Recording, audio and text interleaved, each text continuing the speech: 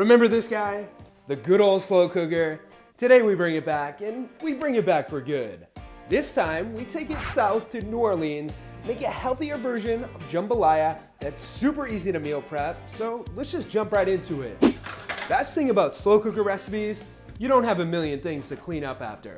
You just add everything into your slow cooker, and wait. So today you're gonna add in 1 pound chopped up chicken breast, 12 ounces smoked turkey sausage, 2 cups of chopped up green bell peppers, 2 cups of chopped up celery, 1/4 cup of chopped up green onion, 3/4 cup of chopped up sweet onion, 2½ teaspoons of minced garlic, 1 tablespoon of Cajun seasoning, a couple of dried or fresh bay leaves, ½ a teaspoon of salt, 1 to 2 tablespoons of some K-pop chili sauce, which I'll link to below if you want to check out, 2½ cups of a low sodium chicken broth, and 1 28-ounce can of low sodium diced tomatoes.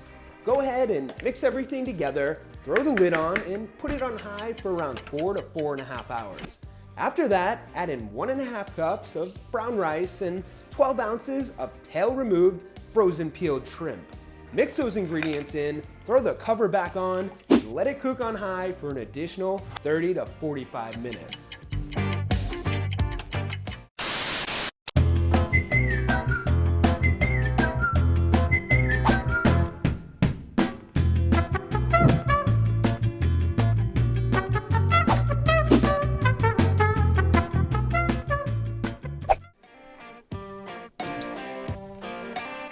So there's your slow cooker jambalaya.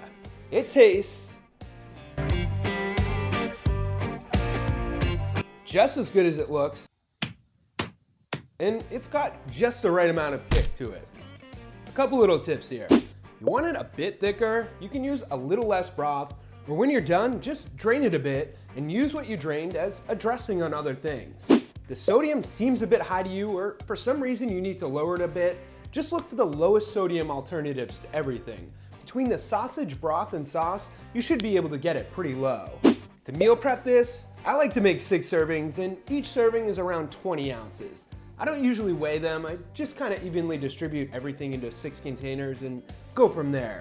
And the tip to kick it up a notch if it's not spicy enough, just throw in some more K-pop chili sauce, which takes us to the sponsored portion of this video. If you want to check out or try this seriously delicious K-pop sauce that I mentioned earlier, there's a link to it in the description below. I don't just take any sponsorship either. Trust me, I actually have to like the product, and I'm not just saying that. These guys sent me 6 bottles a couple months ago, and I've already almost gone through 2 of them. All right, let's respond to a couple comments. Frederick Martinez says, came out too watery, help. With that recipe, I'd say you either used too much milk or didn't use fresh bananas and used frozen, which would release some water into the recipe.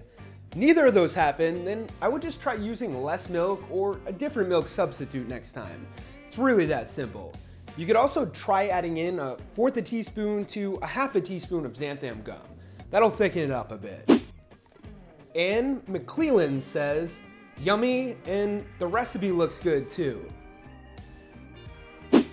And D-Berg says, hey man, hey, any idea some stuff I can cook?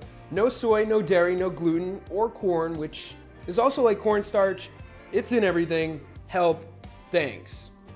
Have you checked out my website, theproteinchef.co yet? I have a pretty extensive list of recipes on there that are much more organized than on here, and most of them will allow you to make changes to them that'll suit your needs. I also just mentioned xanthan gum, but what I didn't mention is that it's a great substitute for cornstarch in most recipes. I hope that helps you out a bit. Now, let's end this video. With that, thank you guys for watching. Don't forget to check out K-pop and show them some love. Smack that thumbs up button for another slow cooker recipe. Don't forget to subscribe and turn on notifications if you haven't already. And of course, stay healthy.